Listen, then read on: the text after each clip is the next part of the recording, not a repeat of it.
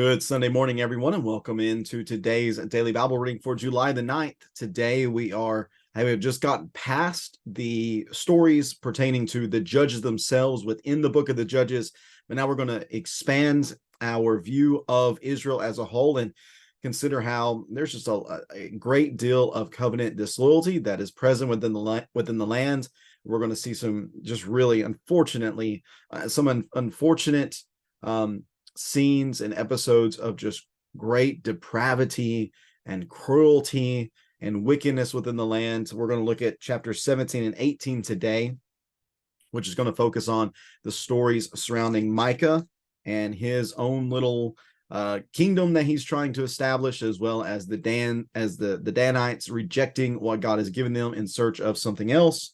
And then over the next few days, we will be looking at the last three chapters of the Judges. Over the next 3 days, looking at the last three chapters, which focus on Benjamin and some trouble that they get into for their own wickedness as well. Just again, there are no heroes, there are no good people really within these last five or so chapters of the Judges story. And just to bring it up again, I'll share with you the visual aids that we have. We have the fatal funnel structure. I got this, I don't think I mentioned it yet, but I got this from Philip Martin, made a similar structure to this. He calls it the fatal funnel structure, which shows just the downward spiral of the book of the Judges, how it starts in a decent place in the prologue, first three chapters or so, and then it just gets worse and worse, getting down here to the last five chapters or so, when it just gets really, really rough. But again, you can see here, it corresponds with the Gideon story, where the first portion of the Gideon story looks okay, and then the last half of the Gideon story just gets worse and worse, and it corresponds with the prologue and the epilogue. So that's just something for us to keep in mind as well. I'll post this in the comments here so you can have that to look at here in a bit. So let me go ahead and get the text up on the screen, and let's get a reading here in chapters 17 and 18. Judges chapter 17, verse number 1. There was a man from the hill country of Ephraim named Micah. He said to his mother, "The 1,100 pieces of silver taken from you, and that I heard you place a curse on. Well, here's the silver. I took it." Then his mother said, "My son, may you be blessed by Yahweh." He returned the 1,100 pieces of silver to his mother, and his mother said, "I personally consecrate the silver to Yahweh for my son's benefit, to make a carved image and a silver idol.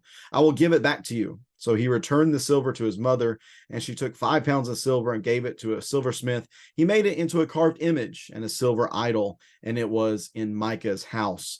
This man Micah had a shrine, and he made an ephod and household idols, and installed one of his sons to be his priest. In those days, there was no king in Israel. Everyone did whatever seemed right to him. There was a young man, a Levite from Bethlehem in Judah, who was staying within the clan of Judah. The man left the town of Bethlehem in Judah to stay wherever he could find a place. On his way, he came to Micah's home in the hill country of Ephraim. "Where do you come from?" Micah asked him. He answered, "I am a Levite from Bethlehem in Judah, and I'm going to stay wherever I can find a place." Micah replied, "Stay with me and be my father and priest. I will give you 4 ounces of silver a year, along with your clothing and provisions." So the Levite went in and agreed to stay with the man, and the young man became one of his sons. Micah consecrated and became like one of his sons. Verse 12, Micah consecrated the Levites, and the young man became his priest and lived in Micah's house. Then Micah said, "Now I know that Yahweh will be good to me, because a Levite has become my priest." In those days, there was no king in Israel, and the Danite tribe was looking for territory to occupy. Up to that time, no territory had been captured by them among the tribes of Israel. So the Danites sent out 5 brave men from all their clans, from Zorah and Eshtaol, to scout out the land and explore it. They told them, "Go and explore the land." They came to the hill country of Ephraim as far as the home of Micah and spent the night there. While they were near Micah's home, they recognized the accent of the young Levite. So they went over to him and asked, "Who brought you here?" what are you doing in this place? What is keeping you here? He told them, this is what Micah has done for me. He has hired me, and I became his priest. Then they said to him, please inquire of God for us to determine if we will have success, if we will have a successful journey. The priest told them, go in peace. Yahweh is watching over the journey you are going on. 5 men left and came to Laish.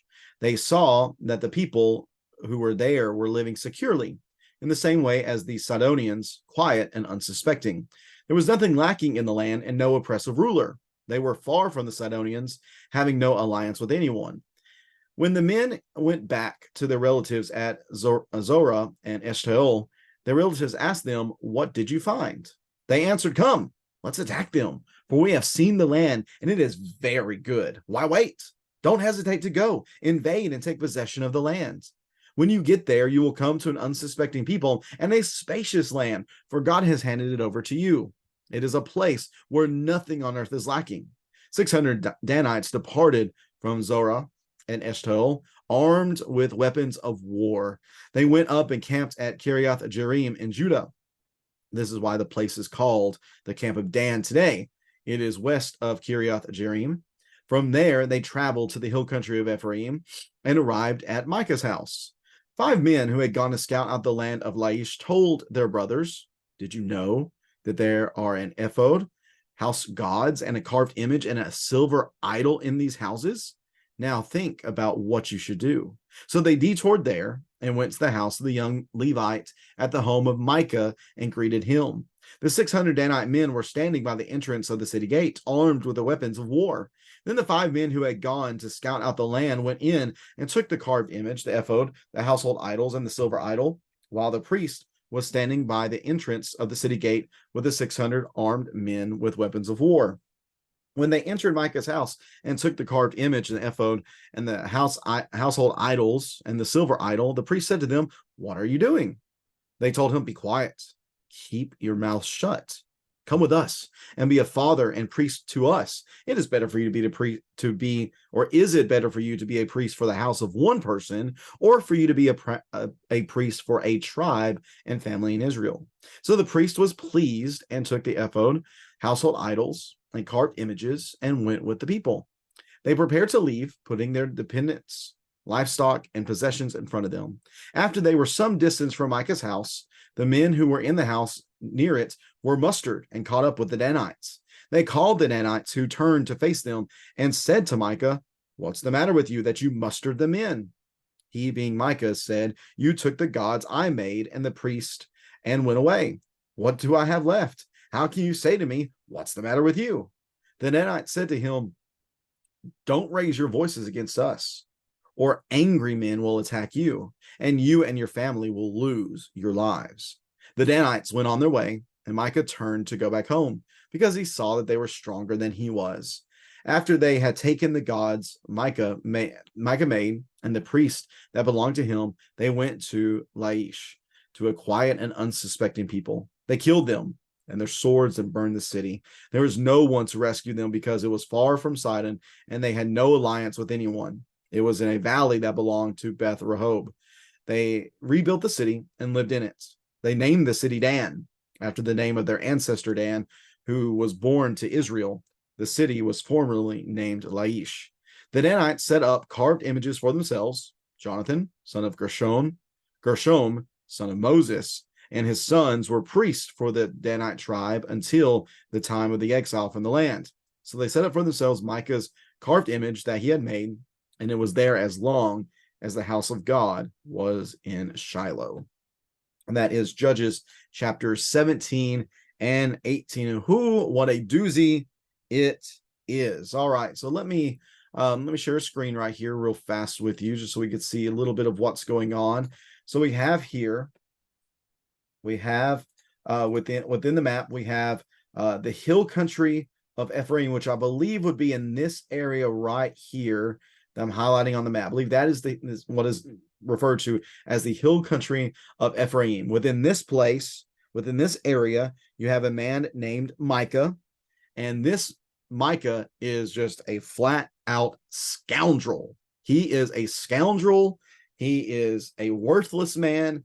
He is not someone who is worth his weight in salt. Why do I say that? Well, not just because of the story as a whole, which paints him as that, but the man stole 1,100 pieces of silver from his mom. And by my estimation, from what I see here, he would have continued to keep that 1,100 pieces of silver from his mom until he found out that his mom put a curse on it. So he didn't want to deal with that voodoo magic. So he said, here, mom, here's the money back that I stole from you. And his mom seems to be a bit dense as well. She's like, oh, my good son, thank you. God bless you for giving it back to me. And she said, I'm actually going to consecrate it to the Lord and give it to you. And you know what we should make idols out of it. So we could just see from that in and of itself that this is not a very faithful family to Yahweh, because they obviously either do not know or do not care about the most basic of commandments, that you are not to make any sort of carved image or idol in the likeness of Yahweh, or to worship and bow down to it whatsoever. And yet that's exactly what they do. Micah takes it even a step further, and he basically establishes his own little religious kingdom here, making his sons as the priest of this religious kingdom. Verse 6, again, this is the mantra of the last 5 chapters of Judges. The fact that there was no king in Israel, everyone did whatever seemed right to him. Everyone seemed right to him. They did whatever they wanted to, and it didn't matter who it affected or how much it disrespected Yahweh and the covenant that they had with him as being Israelites. Well, things compound even more in the fact that there is a Levite, seemingly a corrupt rogue Levite, who leaves Bethlehem, where he's from, and goes, it says, to stay wherever he could find the place. Seems like a free spirit. Also seems like somebody who's looking to be hired as a Levite, which is exactly what Micah does. Micah hires him basically as a spiritual mercenary to come and to be a priest within his little spiritual kingdom here, to be a priest of this place of worship that he has set up with the shrine and the ephod and the household idols, the silver idol. All this stuff has been made into his own little temple. So here, what better thing to do than have an actual priest to come and be a part of my temple? So in doing this, he consecrates the priest, which in and of itself is a bit illogical to have a young man in this position. I mean, you would think that they would need to be trained or something. Well, no, he just throws him in here. He's able to mold him into whatever type of man he wants him to be. And in fact, he just sees the Levite basically as a good luck charm. You know, I've got a Levite now. Because I've got a Levite, Yahweh's surely going to be good to me. And he's been good to me, and he's going to continue to be good to me. So that's where that scene stands in chapter 17. We then shift to chapter 18, and I will bring up the map again. And we're going to see that the tribe of Dan, in those days, there was no king in Israel, and the Danite tribe was looking for territory to occupy. It's possible this is taken within the time frame of chapter 1 and verse 34. Where the tribes still were not settled, because on this map you can see where the tribe is settled. You have here the tribe of Dan's area being right here. So probably this is taking place earlier within the story. Judges is not exactly a chronologically put together book, so it seems like that would be the case, in that this is taking place before all the conquesting takes place. Or it could be as well that they were just simply not satisfied with this land being enough for them, if that would be the case. One of 2 options there. Although it does seem like that they had not captured this territory yet because of verse number 1. So they go out, start looking for places. They end up, after they send their 5 people out, they end up here, all the way up here, in what is going to become known as Dan, which is within this chapter is formerly known as Laish. Talks about the being somewhat close to the people of Sidon, which is this area over here. Tyre and Sidon are often put together within the text as being cities close to one another. So what we're talking about is them finding this place and noticing that it's far enough from here to where they could take this place over without there being reinforcements from other places they don't have, or from other peoples they don't have any alliances. It just seems like an easy target for them to be able to take over. Along the way, and this is what makes me wonder if they're already somewhat down here in this area, and that they're just not content with this area alone, because they end up making their way from here to here. And what do they pass through? Well, they pass through the hill country of Ephraim, which is where they run across Micah's house. These five scouts find Micah's house. They find these worship artifacts. They find this priest, and they say, oh, well, here's a Levite. So they recognize him by his accent. Oh, here's a Levite. Well, will you ask God for us about whether or not our journey is going to be successful? And the priest just turns around and says, oh, yeah. Yahweh's definitely watching over you. Your journey is going to be successful. I don't have very much confidence that that actually was the case or not, or that actually was the case, simply because this guy doesn't exactly seem to be faithful to Yahweh in every way. One of the reasons they find Laish and are happy with it is because it's actually one of the best freshwater springs around. It was a place that is described the way Canaan itself was described, a great place lacking nothing. And there are so many echoes within this chapter that compare with the conquest narratives in the beginning of this text, in Joshua and Numbers as well, which just shows how this is to be read with those things in mind, and yet things don't go well here, whereas they did there. What's the difference? Well, the difference being faithfulness to Yahweh, as opposed to here, faithfulness to paganism and idolatry. So they return down wherever they are down here to their people, and they say, hey, we found this place, we need to go take it. Along the way, they're going to stop in at Micah's house, and they are going to commandeer everything that he has within this house pertaining to worship. They're also going to commandeer the priest, because they say, hey, instead of being the priest in one man's house, why don't you come be the priest for an entire tribe of Israel? Come be our town's priest. Again, this priest has no religious loyalty to Yahweh whatsoever. He's just out for whoever's going to pay him the most. So he says, sure. It says that it pleased the priest. It pleased the priest. So the priest was pleased, and he took everything and he went on his way. They might have anticipated a little bit of retaliation from Micah, so they put the most vulnerable in the front, and they keep on marching. Micah does respond. He musters his men. He approaches them, and they're like, hey, what's your deal? Why are you coming up on us so strongly? He says, well, because you just took everything that belonged to me. You just destroyed my little kingdom. My little religious kingdom took all my religious all my religious tools and such. You even took my priest. Of course I'm going to be upset. And the people of Dan say, what are you going to do about it? Are you really going to try something? Don't speak to us with an attitude, or you're going to mess around and find out that we're going to take you out if we need to. So Micah basically just tucks tail and goes away. They proceed to Laish, which it seems the way that the author narrator is telling us the story, it almost seems that he wants us to have compassion for the town of Laish. I don't know if we're supposed to read it that way, but that's where I'm led to really feel for this town, even though they were Canaanites, and even though they were supposed to be subject to Harim, the displacing and destruction of the Canaanite people. You still almost feel bad for them, because this isn't really what Dan themselves were supposed to do. They should have been content with where they were, but they're not. They're ruthless in what they do, and they kill everybody in there. They burn the town, then they rebuild it. And really, we really need to pay attention to this town of Dan, because it ends up being a great center of paganism and idolatry throughout the rest of the history of Israel. And how bad was it? Well, it's so bad that they set up the carved image for themselves. And who ended up being the priest? Well, it's Jonathan, son of Gershom, son of Moses. Moses' own family rebels against Yahweh. Why? Well, because there was no king. Not only was there no human king, but God himself was not revered as the king of the people. So they get carried away in paganism and idolatry.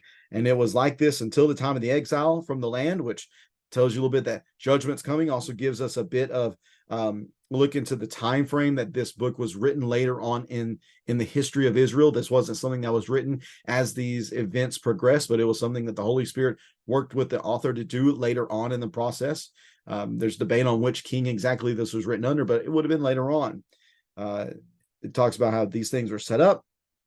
And it was there as long as the house of God was in Shiloh, which was the first home of the tabernacle. So really within this entire story, what do we have?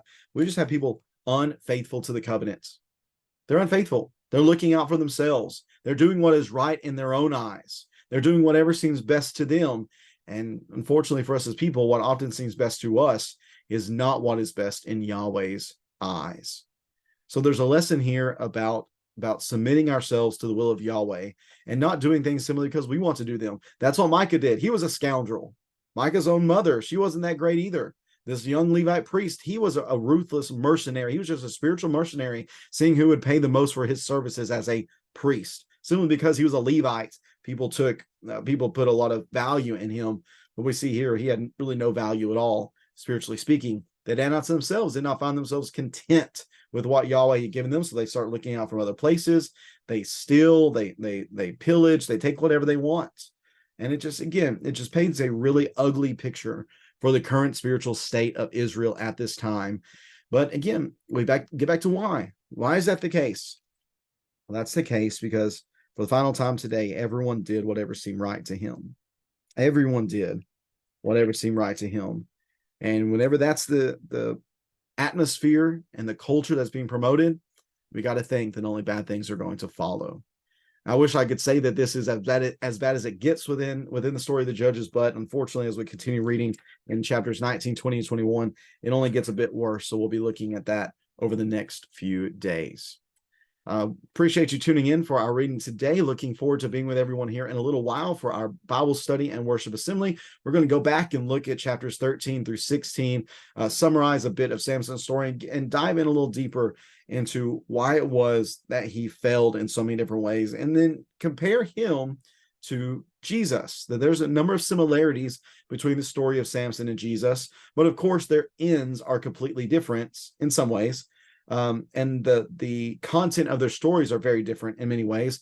What caused that to be the case? What were the differences between the character of Samson and the character of Jesus? We're going to focus on that as we go into our study in the worship assembly this morning. Again, thanks so much for tuning in. Everybody have a great rest of your day. We'll be back at it again tomorrow, reading together from Judges chapter 19. Hope to see you then. Take care. God bless.